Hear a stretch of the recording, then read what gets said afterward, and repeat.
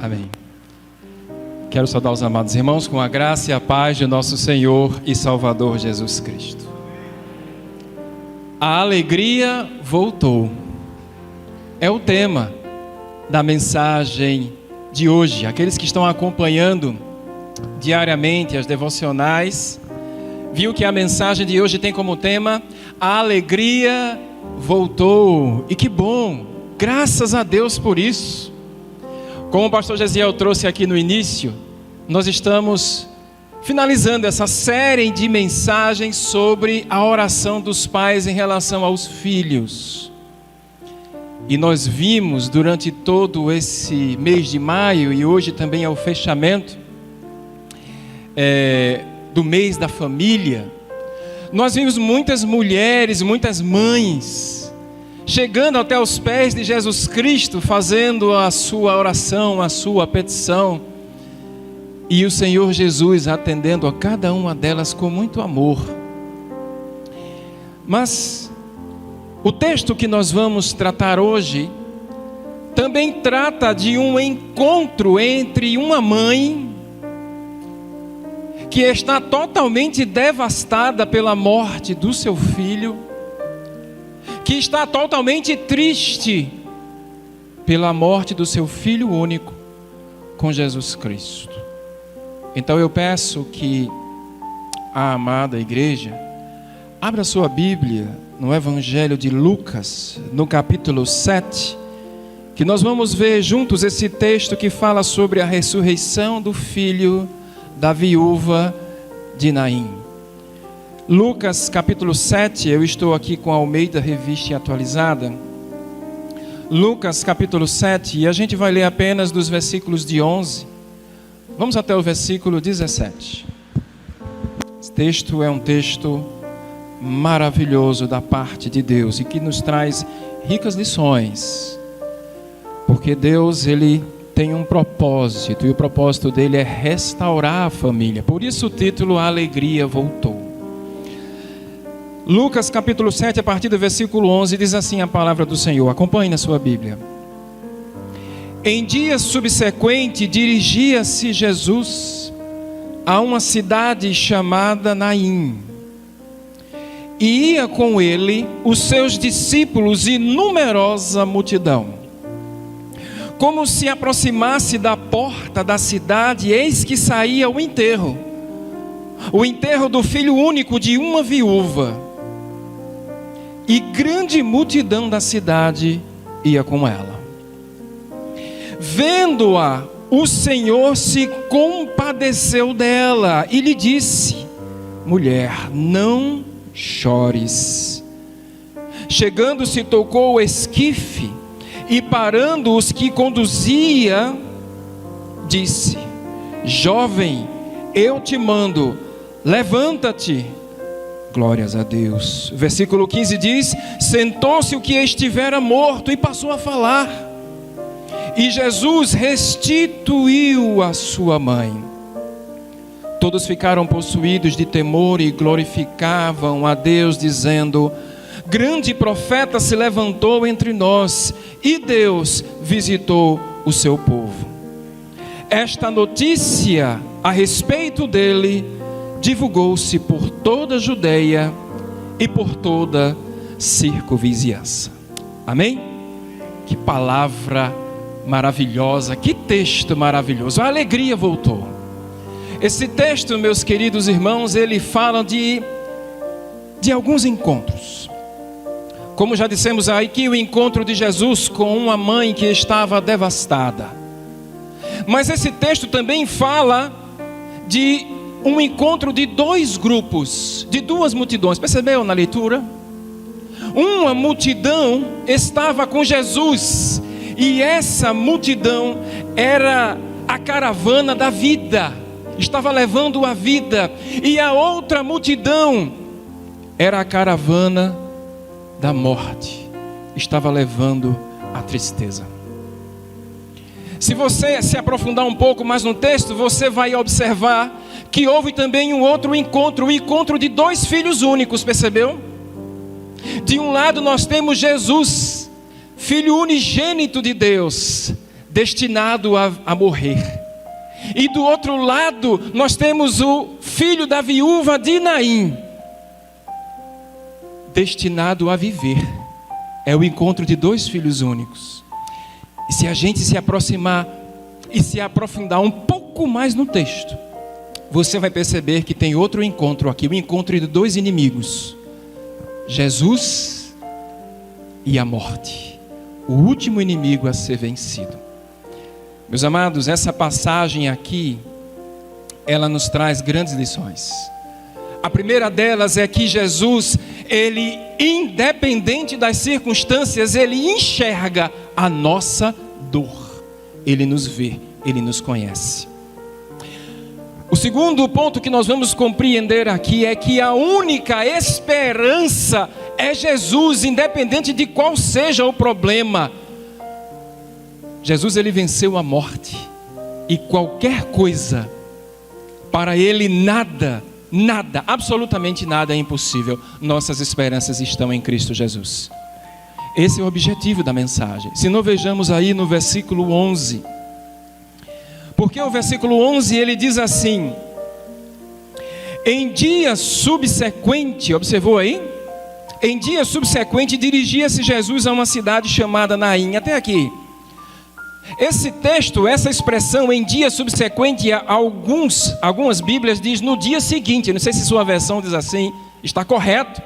Porque esse texto é uma conexão com o que aconteceu anteriormente. E se você voltar um pouquinho, você vai ver que anteriormente Jesus, ele fez um grande milagre. Ele curou o servo de um centurião romano. É importante saber disso, sabe por quê? Porque se você for mais atrás ainda aqui nos textos, você vai ver a fase do ministério de Jesus que leva multidões, porque ele está operando milagres, sinais, prodígios e maravilhas. Multidão estava acompanhando Jesus Cristo. Por isso que o texto diz assim no versículo 11: e ia com ele os discípulos e uma numerosa multidão. A multidão estava seguindo Jesus. É bem verdade que muitos seguiam porque estavam ali com o interesse apenas de ser curado. Tanto é que na segunda fase do ministério de Jesus, quando ele começa a aplicar parábolas, quando ele começa a dizer negue-se a si mesmo, então a multidão se esvazia e ficam apenas discípulos. Então Jesus pergunta aos discípulos: por que vocês também não vão embora? E os discípulos dizem: para onde nós vamos? Que só tu tens a palavra da vida eterna. Mas nesse contexto aqui tinha uma grande multidão. O povo levava os seus enfermos, o povo levava os paralíticos, o povo levava os endemoniados, e Jesus curava a todos, e ele cativava com seu olhar, com seu amor, com sua ternura. Jesus cativava com amor. Por isso a Bíblia diz que tinha uma grande multidão. Essa aqui é a caravana da vida. Então aqui nós temos pessoas alegres, louvando, glorificando. Essa era a caravana da alegria. Essa é a multidão que estava alegre com Jesus. Mas olha o que a Bíblia diz, porque a Bíblia fala que eles vão para uma cidade chamada Naim. Naim é um pequeno vilarejo na área da Galileia, que ficava a cerca de 10 quilômetros de Nazaré. É uma pequena vila. Mas foi justamente nessa vila que ocorreu o que nós vamos ler agora. Algo tremendo vai acontecer aqui. E é justamente na porta da cidade. Acompanhe comigo no versículo 12. Porque por providência divina é nesse vilarejo que o Senhor, ele vai promover o encontro entre as duas multidões, da morte e da vida. Versículo 12. Como se chegasse à porta, ou seja, Jesus e a multidão vieram como se chegando na porta, e simultaneamente, diz o texto, eis que saía o enterro de um filho único, de uma viúva, e que também era uma grande multidão que tinha com ela. Aqui vamos explicar um ponto. Por que esse encontro ocorre na porta? É necessário entender isso. Esse encontro ocorre na porta porque o costume dos judeus era: não se pode enterrar nenhum morto dentro da cidade. Só se enterrava fora da cidade, por conta de impureza, de contaminação. Eles criam em tudo isso. Então esse cortejo estava saindo pela porta enquanto a outra multidão estava chegando. Que encontro é esse, né? Que coisa incrível.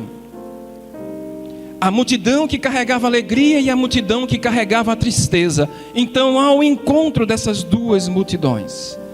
Agora observe aqui. A programação para se enterrar um morto segue 3 grandes etapas. Primeiro se tem o quê? O velório. Depois se tem o quê? O cortejo. E por fim se tem o sepultamento. Esse encontro dessas duas multidões acontece justamente no tempo do cortejo. E por que tinha uma grande multidão com esta mulher? Esta mulher não tinha dinheiro, não era rica, não tinha posses.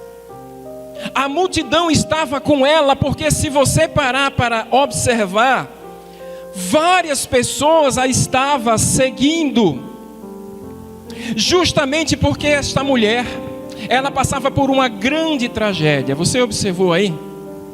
Você observou aí que ela está, antes de mais nada, a Bíblia diz que ela é o quê? Uma viúva. Percebeu a primeira tragédia dessa mulher?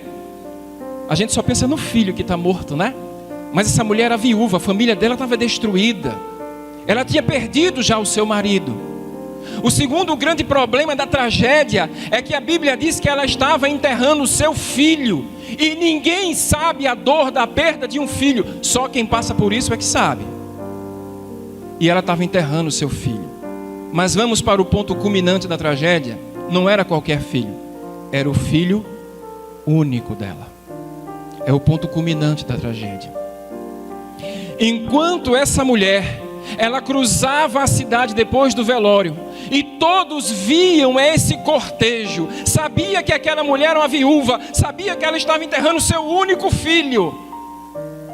A multidão então se entristeceu, se compadeceu e viu uma família que estava destruída. Esse é o contexto. Esse é o contexto. E aqui eu quero trazer um ponto, meus amados irmãos, para uma aplicação muito espiritual para nós hoje. Nós estamos, de certa forma, inseridos em um desses dois grupos. Ou estamos com Jesus seguindo para a cidade celestial, ou estamos com os nossos pecados, mortos em nossos pecados, seguindo para o cemitério da condenação eterna. Ou estamos seguindo com Cristo, com a nossa família na rocha, no Senhor, ou a nossa família está destruída, indo no caminho contrário. De certa forma, eu e você, nós que entramos aqui nesse templo, está inserido em um desses dois grupos. Observe o que diz o versículo 13, porque existe uma esperança se pegarmos o caminho contrário. Olha o que diz o versículo 13. Vendo-a, o Senhor se compadeceu dela. E lhe disse o quê? Não chores, não chores. Jesus enxerga a nossa dor. Mesmo em meio à multidão, aquela mulher sabia que ela estava indo para o sepultamento e deixando para trás a sua esperança. Ela estava indo para a solidão, porque depois que voltasse do sepultamento, ela viria sozinha e sem ninguém. Mas glórias a Deus que no caminho ela cruzou com Jesus. Amém? No caminho ela se encontrou com o Senhor. E a Bíblia diz que no meio da multidão, Jesus não olha para o morto. Não olha. Jesus não olha para o jovem que estava naquele caixão aberto. Não. Jesus, ele olha para a mulher. E sabe por quê? Que no meio da multidão, Jesus conseguiu saber quem era a mãe? É porque Ele nos conhece, Ele conhece a nossa dor, conhece a nossa aflição. Ele nos conhece mais do que nós, a nós mesmos. Jesus nos conhece. Ele também faz isso em Marcos, no capítulo 7. Nós vamos ver que Jesus, ele tira um surdo mudo do meio da multidão, toca nos seus ouvidos e diz: Éfata, abre-te. Jesus, ele tira do meio da multidão e cuida. É isso que ele faz. Esse é o Deus que nós cremos, é o Deus que nós servimos. Então, quando Jesus, ele se aproxima daquela mulher, a Bíblia diz que ele se compadeceu. Você observou aqui que no texto a mulher, ela não faz oração? Percebeu que no texto ela não se dirige a Jesus? Percebeu que ela não faz nenhum pedido para o mestre? Talvez se o filho tivesse com paralisia, talvez se o filho tivesse com alguma enfermidade, ela diria: Jesus, faz um milagre para o meu filho. Não, mas aqui nós estamos diante da morte. E como estamos diante da morte, não havia nenhuma esperança para aquela mulher, não tinha esperança. Então ela não pede nada a Jesus. Jesus simplesmente olha para ela e contempla ela no meio da multidão e vê as suas lágrimas. E o que o texto diz aqui é maravilhoso, porque Jesus não somente nos enxerga no meio das nossas tribulações, não apenas ele nos vê, ele se compadece de nós. Você percebeu no texto? Quando diz que Jesus se compadeceu dela, sabe o que significa dizer que Jesus se compadeceu desta mulher?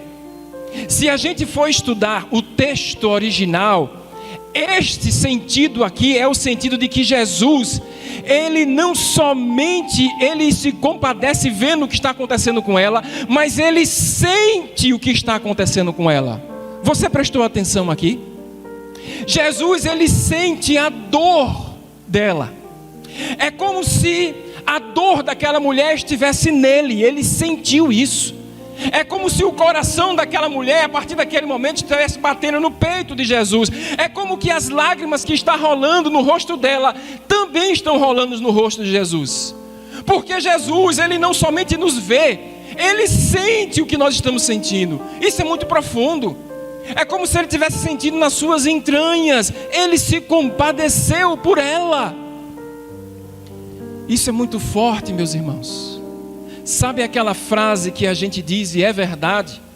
O compadecer meu e seu é diferente do compadecer de Jesus Cristo. Sabe por quê? Porque existem dores que só quem sabe é quem está passando. Não é assim que a gente diz? Pois muito bem, tem alguém que sabe. Jesus. Porque ele não somente nos vê, como ele também sente a nossa dor. Jesus sentiu a dor desta mulher, uma mulher que não tinha esperança, uma mulher que não tinha mais sentido para a vida, uma família que estava destruída. É por isso que em Isaías, capítulo 53, versículo 4, diz que certamente ele tomou sobre si todas as nossas enfermidades, e as nossas dores ele levou sobre si. Esse é Jesus. Mas Jesus diz algo aqui no texto maravilhoso. Não somente isso, Jesus dá uma ordem a esta mulher. E olha o que ele diz. Ele diz: mulher, não chores. Que coisa tremenda, meu irmão. E aí eu e você agora certamente pode pensar que isso é coisa que se diga no enterro, isso é coisa que se diga no velório, no cortejo, pedir para não chorar. O próprio Jesus chorou. João 11:35, quando viu a morte do seu amigo, Jesus, ele chora. Mas aqui Jesus diz para essa mulher uma ordem. Ele diz: não chores. No original, se fosse traduzir de forma mais ao pé da letra, seria: pare de chorar. É isso que Jesus diz. Não chore, mulher. Meus irmãos, num luto, as lágrimas humanas são normais, elas caem mesmo. Numa situação de luto, quem é que não chora? Quem é que não chora a dor da partida? Quem é que não chora a dor da separação? Mas Jesus diz: não chores. Certamente ele foi muito criticado nesse momento. Mas deixa eu dizer uma coisa para você aqui essa noite. Jesus pode dizer isso num velório, Jesus pode dizer isso num enterro ou num cortejo, mas eu e você não pode dizer isso. a não ser que eu e você tenha a solução para a dor daquela viúva. A não ser que eu e você tenha a solução para algo muito maior, chama-se morte. Mas quem deu a ordem foi Jesus, porque Ele é poderoso, Ele é a ressurreição e a vida, Ele é o pão da vida, Ele é Jesus, e quando Ele dá a ordem, a morte e todo o inferno obedece. Ele deu a ordem, porque Ele pode dar essa ordem. É com essa autoridade que o apóstolo Paulo, pastor Gesiel, o apóstolo Paulo lá em 1 Coríntios capítulo 15, ele vai dizer o quê? Ó morte, morte, vem cá morte, onde está a tua vitória? Onde está, ó morte, o teu aguilhão? Jesus matou a morte, não existe mais o veneno na morte para os que estão em Cristo Jesus. Alegre-se, querido, porque eu não sei qual é o cortejo que você está na sua vida espiritual. Quando Jesus entra no meio, Ele dá uma ordem e diz: não chores. E se a gente for se aprofundar, nós vamos perceber que muitas vezes nós estamos em cortejos diferentes. Muitas vezes o que está morrendo é o casamento na família. E parece-me que muitos casais estão num cortejo somente aguardando a hora do sepultamento. Muitas vezes nós estamos num cortejo dos relacionamentos entre os pais e filhos que estão destruídos, dos filhos que estão deixando a presença do Senhor, dos pais que irritam seus filhos com a educação falsa de dizer: faça o que eu digo, mas não faça o que eu faço. Muitas vezes a família está sendo destruída e está a caminho de um sepultamento, está passando por um cortejo. Mas Deus está dizendo essa noite: está na hora de você ouvir o Senhor, porque você está cruzando com Jesus e Ele está dizendo: homem, mulher, não chore, erga a cabeça, jovem. Não chore, porque eu, Senhor, é que estou dando a ordem. Foi isso que Jesus disse naquele momento. Jesus está dizendo poderosamente: mulher, não chore. Sabe o que significa isso? É como se Jesus estivesse dizendo àquela mulher: ô mulher, não chore não. Não chore não, sabe por quê? Porque você vai ver o que eu vou fazer. Eu vou transformar as tuas lágrimas de tristeza em lágrimas de alegria, para a honra do meu Pai. E muitas vezes nós estamos chorando pela nossa família, pelos nossos filhos, pelo nosso casamento, relações sentimentais, financeiras no meio da família, que está sendo pervertida pelo sistema do mundo. Os filhos estão se trancando nos quartos por algo chamado depressão. Fecha a porta do quarto e não quer ver mais ninguém. Só sai de 2 horas da tarde para almoçar, depois volta para o quarto, acorda, troca a noite pelo dia. O nome disso é depressão. Filhos que estão dentro dos quartos morrendo pouco a pouco, a caminho do sepultamento. Então, jovem, você que está ouvindo essa palavra, se você chegou até aqui, é porque Jesus está cruzando o seu caminho, e Ele vai parar esse cortejo. Ele vai parar esse cortejo. Ele vai encerrar esse sepultamento. Acompanhe comigo no versículo 14. Porque Jesus, Ele vai triunfar sobre o último inimigo a ser destruído. Jesus vai se encontrar com a morte.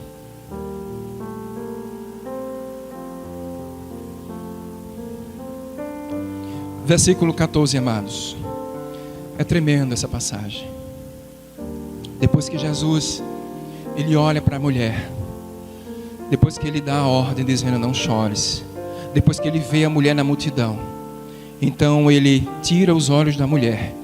E o versículo 14 diz: chegando-se Jesus, tocou o esquife, e parando os que conduziam, disse: jovem, eu te mando, levanta-te. Você pode dar um glória a Deus?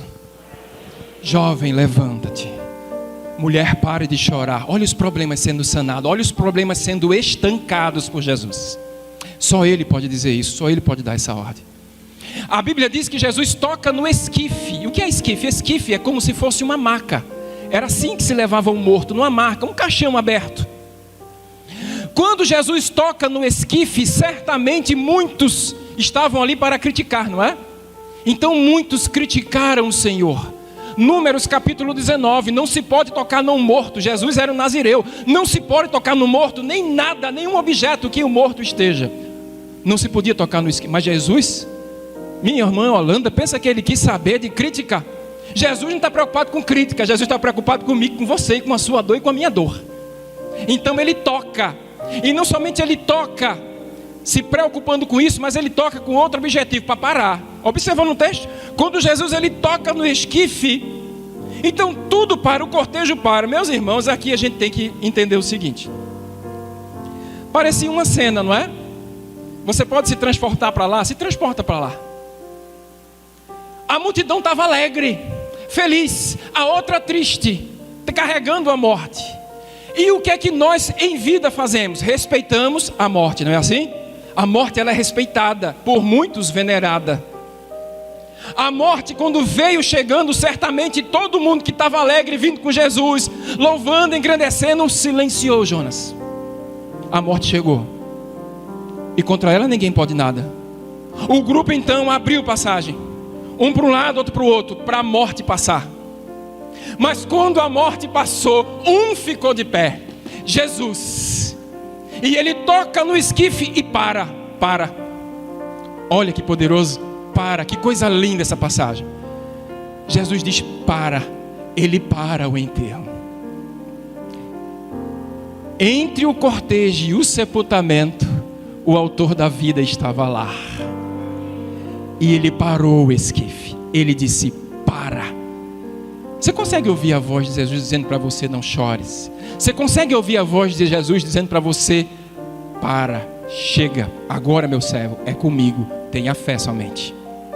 Tenha fé, creia. Quando Jesus ele manda parar, Jesus ele dá uma ordem poderosa. Que coisa tremenda, não é? Ele vai dizer assim: jovem, eu te mando, levanta-te. Certamente aquele jovem, ele estava com a pele já necrosada, com cor diferente, o sangue já não tinha, os olhos já estavam revirados. Todos esses detalhes são importantes para dizer que Cristo, ele, nada para ele é impossível. E quando ele disse levanta-te, a morte teve que se virar, a cor voltou ao normal, os olhos voltaram ao normal, ele começou a falar, se sentou e a glória de Deus foi vista naquele lugar. Nada resiste ao comando de Deus. Isso precede, meu irmão. Sabe o que isso precede? Naquele dia, quando o Senhor se manifestará, sair do Oriente como relâmpago e vai para o Ocidente, e todo olho verá. Ele virá com poder e muita glória, vem buscar a sua igreja. E a Bíblia diz que os mortos ressuscitarão primeiro. E o que o jovem ouviu, eu e você vai ouvir. Ele vai nos chamar pelo nome. E nós ressuscitaremos em corpo de glória. Quando a última trombeta soar, Jesus vai chamar a mim e a você pelo nome, dizendo: levanta-te. Levanta-te, Elizabeth. Levanta-te, Sara. Levanta-te, André. Ele vai chamar pelo nome, Carlos. Ele vai dizer: levanta-te, eu vim buscar a minha igreja. Os mortos ressuscitarão primeiro. Isso aqui precede a vinda do Senhor. Que coisa tremenda e maravilhosa, meus irmãos. O versículo 15, e nós vamos finalizar nele. O jovem sentou-se, aquele que estivera morto, e passou a falar, demonstrando que Cristo ressuscitou. Agora nós queremos finalizar com este último ponto. E Jesus, grifa na sua Bíblia, restituiu a sua mãe. Jesus restituiu a família. A alegria voltou. o cortejo que saiu com tristeza. Agora a mulher não volta sozinha, volta com seu filho. E todos, diz a Bíblia, ficaram aterrorizados, espantados com o que viram. Ele ressuscitou aquele jovem. Deus ama a família. Deus ama a família. É projeto de Deus. Sabe por que a gente pode dizer isso com toda a convicção? A Bíblia fala que só houve 5 ressurreições. 5. Elias, Eliseu ressuscitou. E Jesus fez 3 ressuscitações. Essa foi a primeira, a filha da viúva de Naim. Depois teve a filha de Jairo e Lázaro. Para pensar aqui. Todas as ressurreições foi para restaurar a família. As 4 primeiras ressurreições foi entregar os filhos para os pais. E Lázaro foi para entregar ele em comunhão com seus irmãos. Deus, ele ama a família. Deus, ele restaura a família. Deus, ele quer que a família continue prosperando, unida, caminhando na rocha que é ele mesmo. Para finalizar, meus queridos, eu te digo: se você entrou aqui essa noite e sente que sua família está destruída, eu quero te dizer que Deus não desistiu da sua família nem de você. Ele está cuidando da sua família. Ele está cuidando de você. Sabe por quê? Porque Jesus enxerga você, a sua dor, e Ele sente o que você está sentindo. Mas ninguém sente, mas Ele sente. Mas o que a Bíblia diz é que Ele quer restituir o teu lar. Então eu não creio que Deus, Ele te fez apenas para sofrer. Não é o fim. Só é o fim quando Jesus diz que é. E enquanto Ele não disser, há esperança. Que Deus possa te abençoar com essa palavra.